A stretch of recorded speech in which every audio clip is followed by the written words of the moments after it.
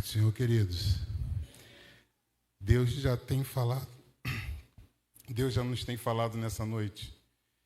E com certeza, o Deus que te ama, que te trouxe aqui, que tem um relacionamento com você, vai falar contigo por meio da sua palavra. Quero te convidar a acompanhar a leitura do texto na Epístola de Tiago, capítulo 5. Epístola de Tiago, capítulo 5, versículos 7 a 11. Tiago, capítulo 5, versículos 7 a 11.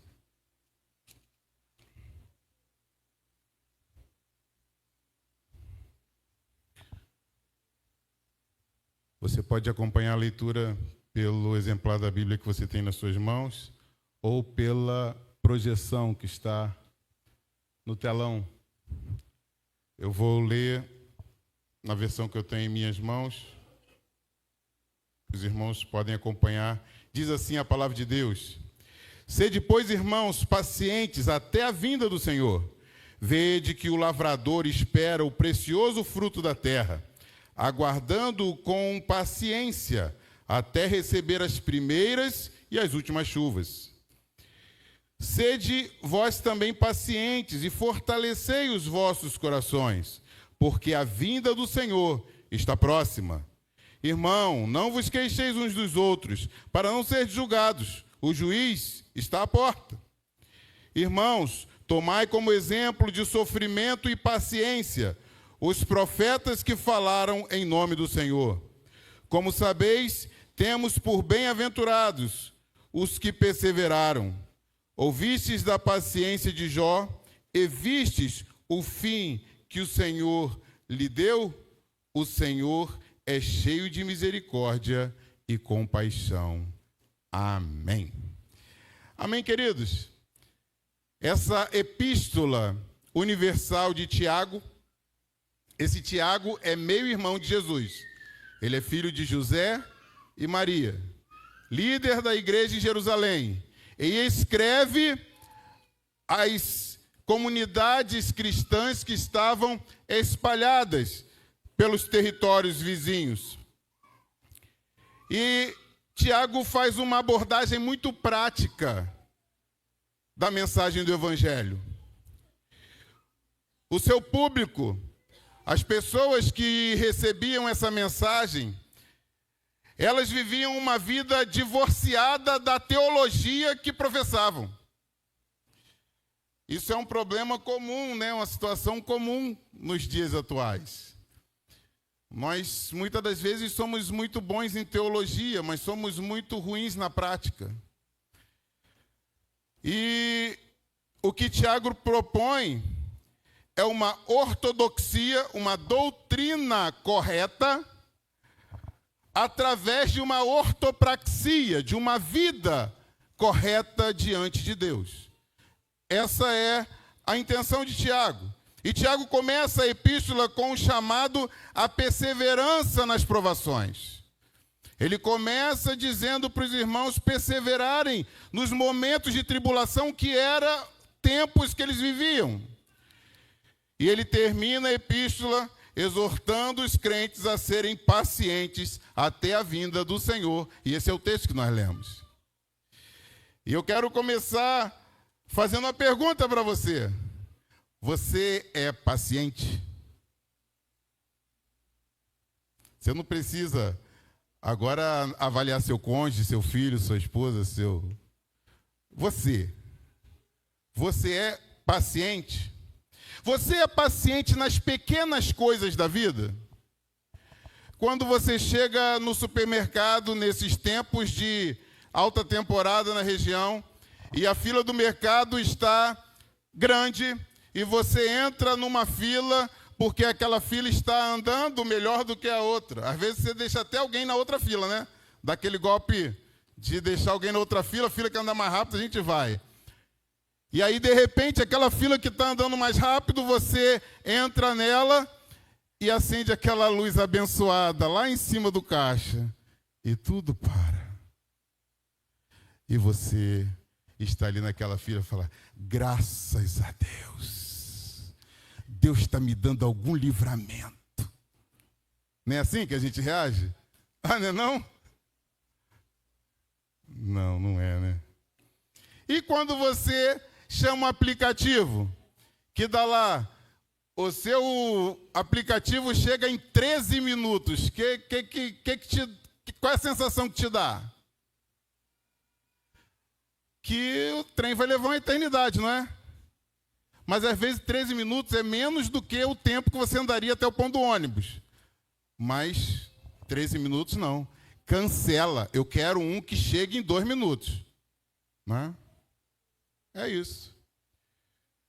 E você, nessas pequenas coisas, já tem uma percepção superficial se você é paciente. Se você é paciente nas coisas mínimas, então você é hábil em esperar, não é?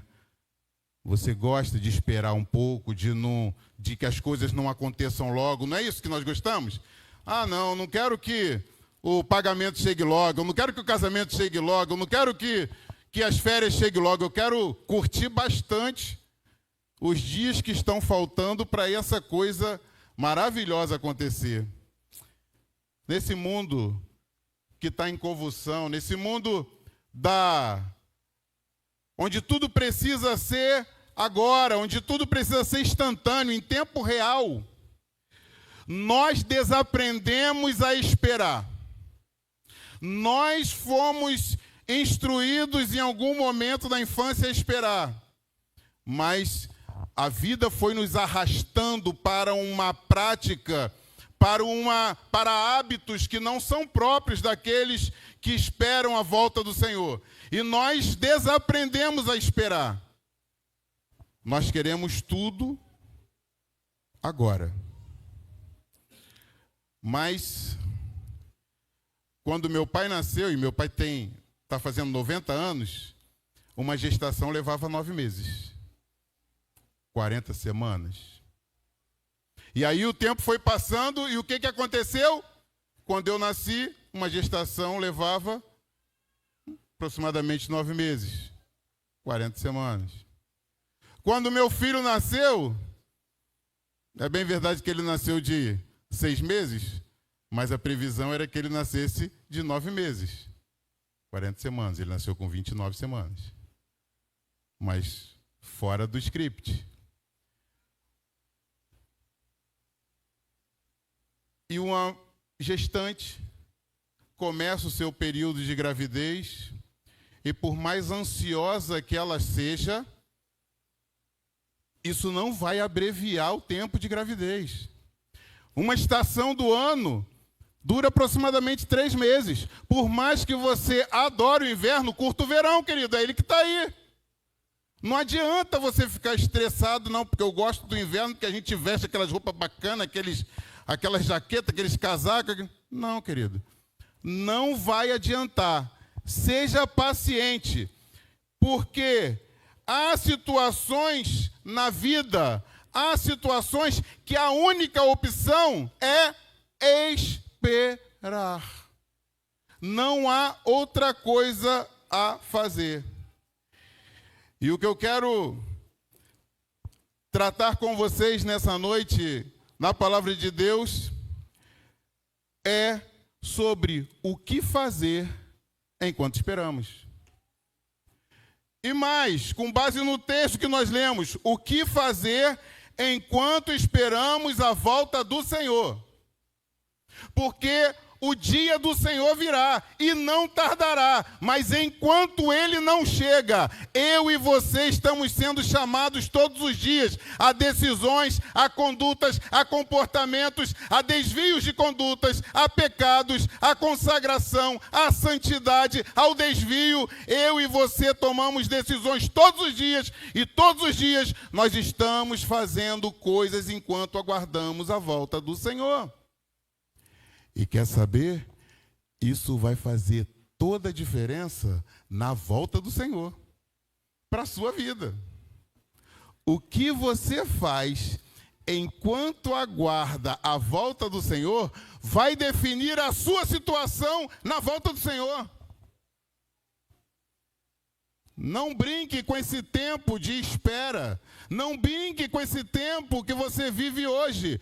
Porque o dia do Senhor virá, queridos, e não tardará. Por mais que alguns achem que está demorando, mas o Senhor vem. O dia do Senhor não tem como escapar. E o texto que nós lemos traz algumas orientações e respostas a essa pergunta. O que fazer enquanto espera a volta do Senhor? E o primeiro aspecto que eu queria abordar está no versículo 7, que diz: sede, pois, pacientes até a vinda do Senhor. A primeira coisa a fazer enquanto aguarda a vinda do Senhor é ser paciente. Não adianta se estressar, arrancar os cabelos. Não adianta correr de um lado para o outro, procurar uma saída, porque no contexto bíblico nós somos chamados a sermos pacientes até a volta do Senhor. E nesse contexto, paciência significa ter uma capacidade de suportar e esperar com calma, mesmo em situações difíceis. Esperar com calma. Você já teve numa fila para atendimento com alguém que está extremamente estressado? Não, porque aquela pessoa ali chegou depois de mim. Quero ver se vai ser atendida antes. Meu Deus, faz 3 minutos que não chamam ninguém. Eu acho que eles foram tudo almoçar. Meu Deus do céu, esse negócio aqui é muito ruim. Esse setor aqui é muito ruim, gente. Isso aqui não presta não, vou reclamar com... Já teve assim? Você está ali tentando manter a santa paz de Deus, mas está aquela pessoa te perturbando, está aquela pessoa te angustiando, está aquela pessoa te amargurando. Daqui a pouco você explode. Nós fomos chamados para esperar a volta do Senhor com plena paz e santo gozo, sabendo que Ele é fiel e vem e voltará. Paciência está relacionada ao fruto do Espírito, lá de Gálatas capítulo 5, versículo 22. E talvez na sua Bíblia esteja escrito longanimidade, que é uma paciência extrema para suportar ofensas. O Espírito Santo de Deus que habita em mim, habita em você, ele gera na vida do crente um fruto que é próprio dos filhos de Deus, que uma das características do fruto é paciência. Ah, mas eu não dou conta não, pastor, eu não consigo não, eu sou nervoso mesmo, desde que nasci. Quando eu nasci, eu tive que ficar no quartinho separado, porque no berçário, meus pais disseram que eu brigava com todos os bebês. Mas há esperança para você, porque Deus é aquele que transforma. Se até hoje você foi alguém impaciente a ponto das pessoas terem dificuldade de conviver com você, eu quero te apresentar um Jesus que transforma água em vinho, que transforma a morte em vida, que transforma pessoas impacientes em pessoas pacientes. O problema é que a geração de paciência não é uma mágica, é um processo, querido. Paciência é parte de um processo árduo. E se você abrir a sua Bíblia lá em Romanos, capítulo 5, versículo 3 e 4, você vai ver que o texto diz que o sofrimento ou as tribulações produzem paciência, ou em outras versões, perseverança. E a paciência gera experiência, e a experiência, a esperança. E a esperança não se confunde. Paciência, querido, é fruto do sofrimento. é fruto das tribulações. É na tribulação que a paciência vai sendo forjada em você. É na dificuldade que você vai aprendendo a esperar. É na angústia, muitas das vezes, que você vai aprendendo a depender de Deus. É quando as coisas saem do seu controle, quando aquilo que você acha que está no seu controle se apresenta como descontrolado. Aí está sendo trabalhado a paciência, a dependência, a perseverança no seu caráter cristão.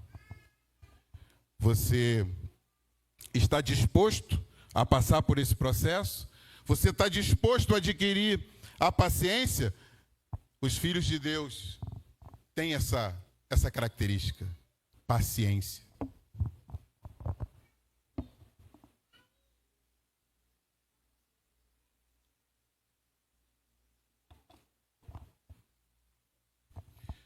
Mas como experimentar na minha vida cristã esse tipo de perseverança paciente enquanto espero a volta de Jesus? E então o texto, no próprio versículo 7, nos traz o exemplo do lavador. O lavrador ou agricultor. E diz: vede que o lavrador espera o precioso fruto da terra, aguardando-o com paciência, até receber as primeiras e as últimas chuvas. Em algumas versões vai estar escrito aí, chuva seródia e a chuva temporã. Assim como o agricultor, querido, nós não podemos ficar de braços cruzados. Ele está sempre trabalhando enquanto aguarda o momento da colheita. Eu não sei se alguém aqui já atuou nessa área da agricultura, mas a gente, por conhecimento teórico, sabe identificar algumas partes daquele processo. O lavrador, ele não começa pegando frutos no campo. O lavrador, ele começa preparando a terra. Depois de preparar a terra num trabalho árduo, ele lança as sementes, ele semeia. Ele monitora o desenvolvimento, está crescendo, está compatível com 2 semanas, está compatível, está se desenvolvendo bem. Ele vai lá e observa, ele limpa o mato que vai nascer entre o fruto, a árvore, a lavoura que foi plantada. Ele faz a manutenção, ele cuida para que as pragas não abatam aquela lavoura.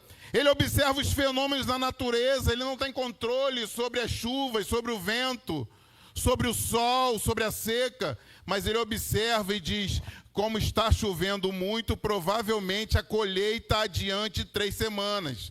Como está muito seco, provavelmente se eu não colher com tantos dias, eu vou perder tantos %. E ele vai fazendo esse cuidado, ele avalia o momento ideal da colheita e, por fim, ele colhe os frutos. Uma pessoa impaciente não pode ser um lavrador, não pode ser um agricultor, senão ele vai morrer de estresse, senão ele vai viver angustiado. A lavoura, querido, não cresce da noite para o dia. Talvez, exceto umas ervas daninhas, que você não tem interesse que cresça, porque ela destrói a sua plantação e ela cresce sozinha, ela de repente aparece. Mas nós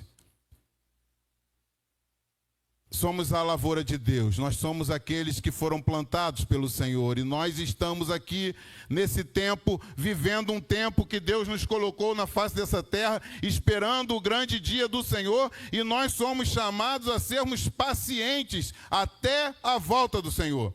Os agricultores de Israel, querido, eles aravam e semeavam a terra no outono, e as primeiras chuvas amoleciam o solo, ajudavam a preparar o solo para que aquela lavoura pudesse ser bem-sucedida. Enquanto as últimas chuvas que caíam no começo da primavera ajudavam a amadurecer a plantação e a preparar para a colheita. Muitos de nós temos tido dificuldade em sermos pacientes de esperar o tempo de colher.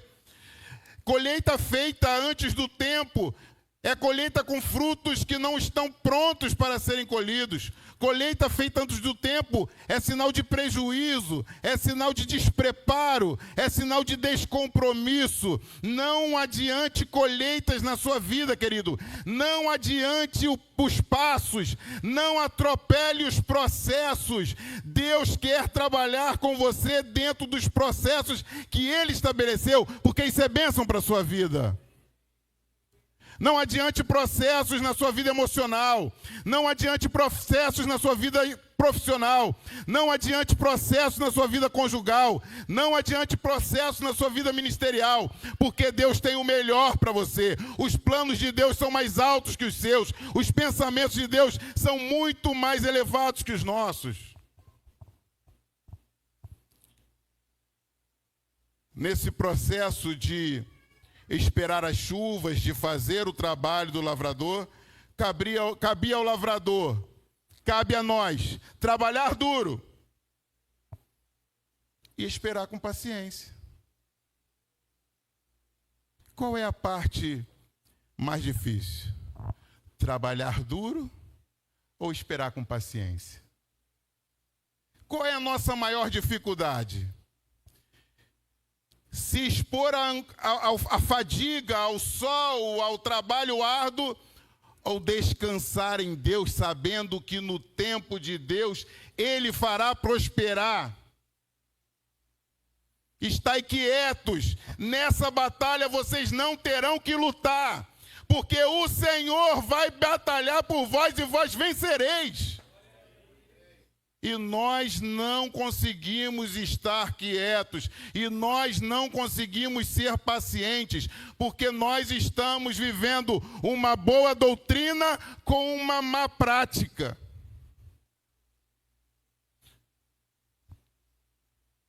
Tiago retrata o cristão como uma agricultura espiritual, que espera uma colheita espiritual.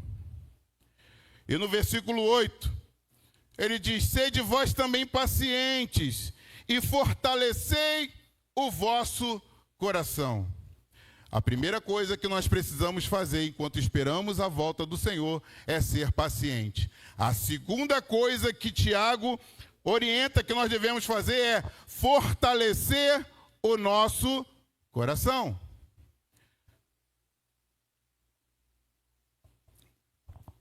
Mas como, pastor, eu fortaleço o meu coração? O meu corpo eu estou fortalecendo na academia, eu estou malhando, vê como eu estou bombadinho. Né? Os adolescentes gostam de malhar, né? Mas não tem uma academia para você ali malhar o coração para ele ficar bombado, né? Em vez de ficarmos impacientes, devemos saber que Deus está trabalhando em nós e em nosso favor, e isso precisa fortalecer o nosso coração, querido, precisa fortalecer o nosso ânimo. Nós não estamos só, Deus é conosco, é Ele que nos fortalece. É Ele quem manda a chuva, querido. É Ele quem faz o sol brilhar. É Ele que dá semente ao que semeia. E é Ele que faz a flor nascer. É Ele. É Ele. E como diria João Batista, é por Ele que eu estou gastando a minha vida. Perdendo tudo. Pacientemente. Aquele que Jesus declarou de que dos nascidos de mulher não havia ninguém mais excelente que ele. Pacientemente preparando o caminho do Senhor. E perdendo tudo. Até a vida. Mas a vida ninguém tirou dele. Porque ele ganhou. Porque a Bíblia diz que quem perde a vida por amor de Cristo, a ganha. É essa essa perseverança paciente que nós estamos buscando para viver uma vida que agrada o coração de Deus.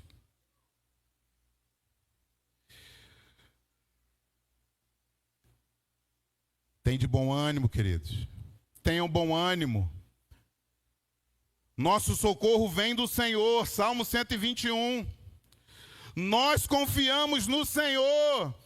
Salmo 125, Jesus está conosco todos os dias, ele prometeu, Mateus capítulo 28, versículo 20, eis que estou convosco todos os dias, até a consumação dos séculos. Tende bom ânimo, fortaleçam os vossos corações. Deus é o nosso refúgio e fortaleza, socorro bem presente na angústia, Salmo 46. Desde a antiguidade, nunca se viu, nem nunca se ouviu de um Deus como o nosso, que trabalha em favor daqueles que nele esperam. Profeta Isaías, capítulo 66, versículo 4. Mesmo que haja calamidade e colapso total, nós nos alegramos no Senhor e estamos fortalecidos, diz Abacuque.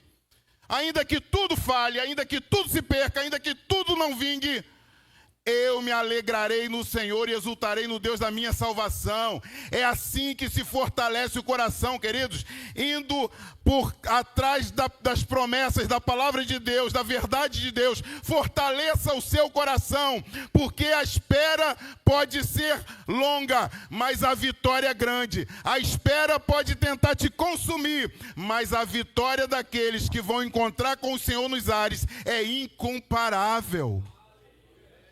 Fortaleçam os vossos corações. E enquanto fortalece o seu coração, te acalma. Te acalma, querido. Te acalma. O diabo não vai te destruir, não. Porque aquele que é de Deus, o maligno não lhe toca.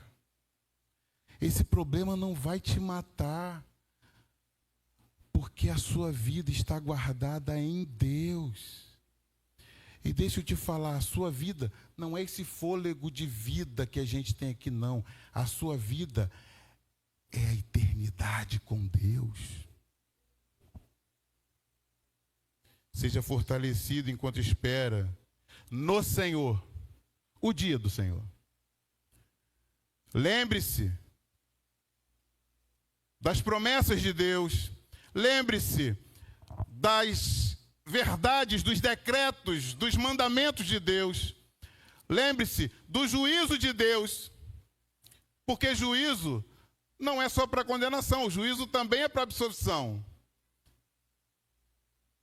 Quando a trombeta tocar, que a igreja for tirada daqui, nós fomos justificados por Cristo, encontraremos com Ele. Aqueles que forem julgados não debaixo do sangue de Jesus, não olhando para o Calvário, serão julgados e deixados. E segue-se o juízo. Muitas situações tentarão nos desviar do objetivo, querido. Por isso nós precisamos fazer mais uma atividade enquanto esperamos a volta do Senhor. E aqui o texto diz assim, ó: irmãos, não vos queixeis uns dos outros, para não serdes julgados. Queridos, eles foram chamados para serem pacientes. Aí o que acontece no meio da igreja? Um irmão começar, porque o outro ali quer só ele cantar. Ah, não, porque o pastor não me dá oportunidade. Ah, não, porque aquela palavra do pastor Eliseu, misericórdia, o cara só bate, rapaz, o cara parece um Maiquitaço, só Jesus. De onde o pastor Fábio arranjou esse pastor? Misericórdia. E aí começa. Em vez de estar correndo o processo da paciência, ele está olhando para o lado. está olhando para o irmão, está olhando para o pastor, está olhando para o presidente, está olhando para o prefeito, está olhando para isso, está olhando para aquilo outro, está olhando para a inflação, está olhando para tudo, menos para Jesus. Mantenha o foco. Enquanto você espera a volta de Jesus, seja paciente, fortaleça o seu coração, mantenha o foco, trabalhe, mas cuidado com as distrações, queridos. O tempo é curto. Toda vez que eu saio de São Pedro para Porto do Carro, onde nós estamos com a minha sogra, eu fico assim, cara, eu tenho que lembrar daqueles pardais de 50. Eu tenho que lembrar daqueles pardais de 50. O pardal de 50 da Havan, o pardal de 50 do Dom. Aí daqui a pouco, quando eu vi, rapaz, a quanto eu passei no pardal de 50? Porque a gente se distrai. Porque as coisas que estão ao redor ficam chamando a nossa atenção. Isso acontece na vida espiritual também, queridos. E nós precisamos ter cuidado. Muitas situações tentarão nos desviar do objetivo. Mas deixa eu te falar uma coisa. O nosso inimigo, que muitos irmãos lá ficavam, porque o irmãozinho fulano, olhando para o lado, nosso inimigo não é o agricultor vizinho, não. Nós podemos e devemos ajudar uns aos outros. O nosso inimigo são as pragas que dão na lavoura. O nosso inimigo são os ladrões que vêm para roubar o resultado da nossa lavoura. O nosso inimigo são as condições adversas rigorosas que destroem a lavoura.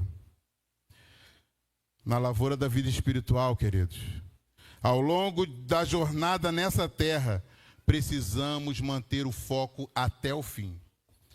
Muitos bons cristãos, muitas pessoas de talento, passaram por períodos terríveis. Alguns se perderam, porque não cuidaram de manter o foco até o fim. Acharam que poderiam brincar com perigo, como Sansão brincou com perigo ao se relacionar com Dalila e, em determinado momento, abrir para ela qual era o segredo dele.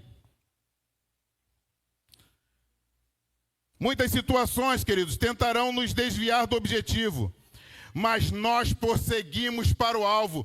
Nós não ficamos olhando para as coisas que passaram. Nós fazemos como o apóstolo Paulo orientou, esquecendo-me das coisas que para trás ficam e perseguindo as que estão diante de mim. Prossigo para o alvo pelo prêmio da soberana vocação em Cristo Jesus. Prossiga em frente, querido. Não se importe se as situações se levantam na sua vida para tentar te parar, para tentar te desanimar. Prossiga para o alvo, mantenha o foco. Mas as incertezas e as dúvidas que tentam me desanimar. O que será do amanhã? Ah, meu Deus, e agora? E se eu perder o emprego? E se isso? E se aquilo? E se isso? E se o fulano falar isso? E se eu...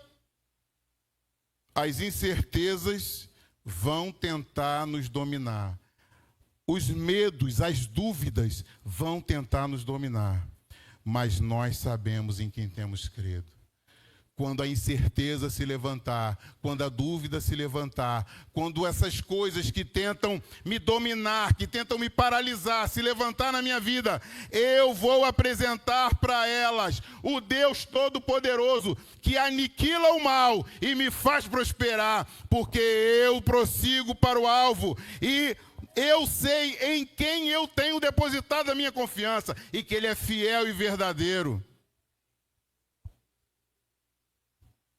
Alguém pode nos assediar para nós abandonarmos a lavoura, hein? Rapaz, está trabalhoso isso aí, rapaz. Vem para cá. A gente tem parede preta, balada, tem tudo de bom, rapaz. Vem para cá. Tu tá perdendo, a gente tá bombando aqui. Hã? Já foi assediado? Ser assediado para abandonar o trabalho. Rapaz, aquela garota lá, mais bonita da escola, tá perguntando por você direto.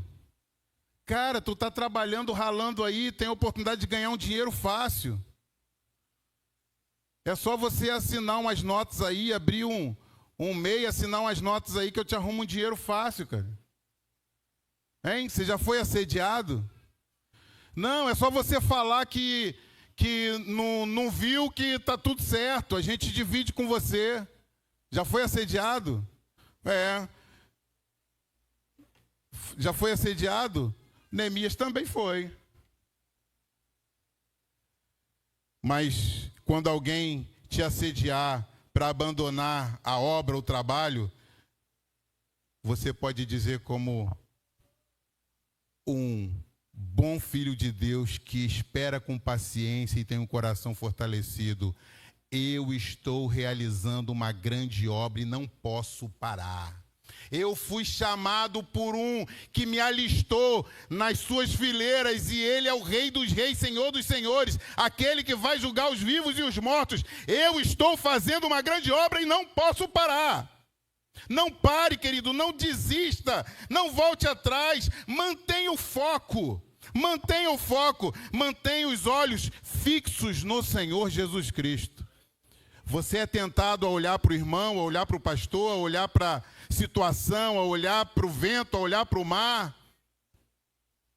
como Pedro, que andando sobre as águas, percebeu que o vento soprava forte, que as ondas se levantavam e começa a afundar. E então ele clama: Senhor, tem misericórdia de mim, que eu estou afundando, vou me afogar aqui, Jesus. Ei, Jesus, por que você duvidou? Por que você... Cara, era só continuar andando. Você anda desde pequenininho, estava comigo, estava vindo na minha direção, de repente você começa a olhar para o lado. Mantenha o foco, queridos. Como aqueles homens na sinagoga, quando foi dado o rolo do livro do profeta Isaías e Jesus encontrou o lugar onde estava escrito sobre ele e leu perante aquela congregação, e ao término da leitura, quando ele devolve o rolo e volta para o lugar, diz as Escrituras que os olhos de todos estavam fixos nele. Os nossos olhos precisam estar fixos em Jesus, queridos. É Ele, é por Ele. E a último conselho, nesse texto que nós lemos, no versículos 10 e 11. Irmãos, tomai como exemplo de sofrimento e paciência os profetas que falaram em nome do Senhor. Tomai como exemplo de sofrimento e paciência. O exemplo é só de paciência? O exemplo é de sofrimento e paciência, porque a paciência é gerada num processo que passa pelo sofrimento, pela tribulação, para produzir paciência.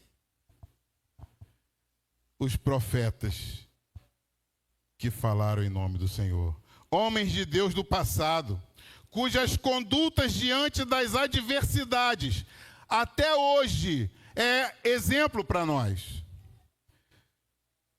Exemplos de como suportar pacientemente o sofrimento e as dificuldades.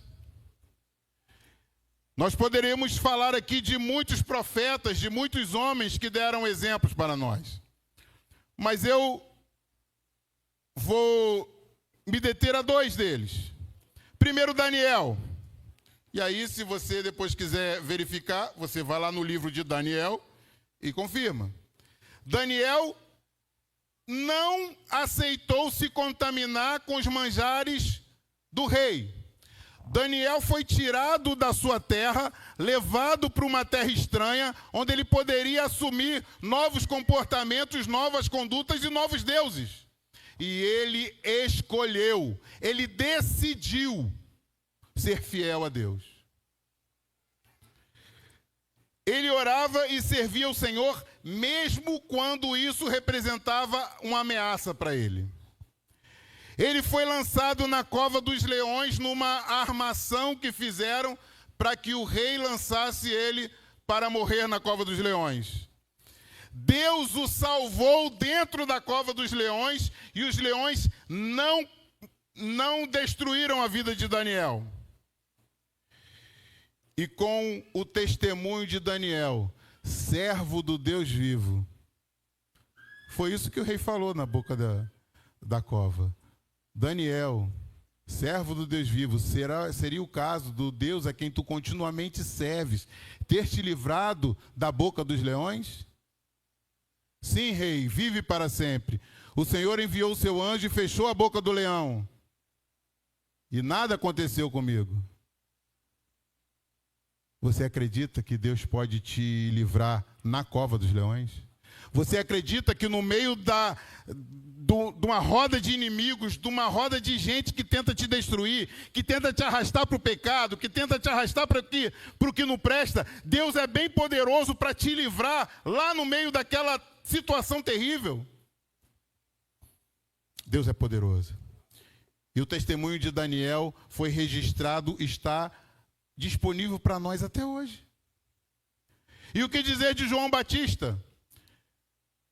Lá em Mateus capítulo 6, versículos 14 ao 29, vai trazer alguns relatos de João Batista, especialmente sobre a morte dele. Escolhido por Deus para ser aquele que prepararia o caminho para o Senhor. Prepararia o caminho para anunciar a chegada do Messias. Ele pregava arrependimento e confrontava o pecado de autoridades da época.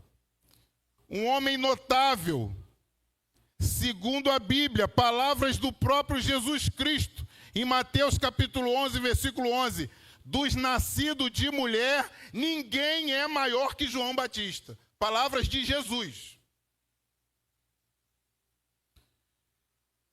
E é morto, decapitado, sem abrir mão da verdade, sem abrir mão da missão, aguardando pacientemente o grande e glorioso dia do Senhor. A paciência e perseverança resultam em recompensa, queridos. Olha o que diz o versículo 11. Como sabeis, temos por bem-aventurados os que perseveram. Bem-aventurados os que perseveram. A paciência e a perseverança resultam em recompensa, querido. Bem-aventurados, felizes, aqueles que perseveram firmes. E ele traz aí o exemplo da paciência de Jó.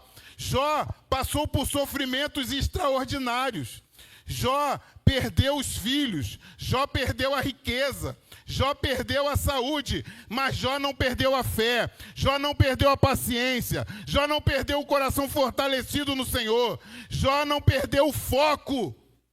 Jó deu exemplo. E o resultado final dele foi muito melhor do que a situação inicial. A Bíblia apresenta muitos exemplos, queridos, de homens que nós podemos imitar. E hoje nós temos pessoas que têm condutas que nós podemos imitar. Se você abrir a sua Bíblia lá em Hebreus capítulo 11, versículos 32 e 33, vai estar escrito assim, ó. Que mais direi?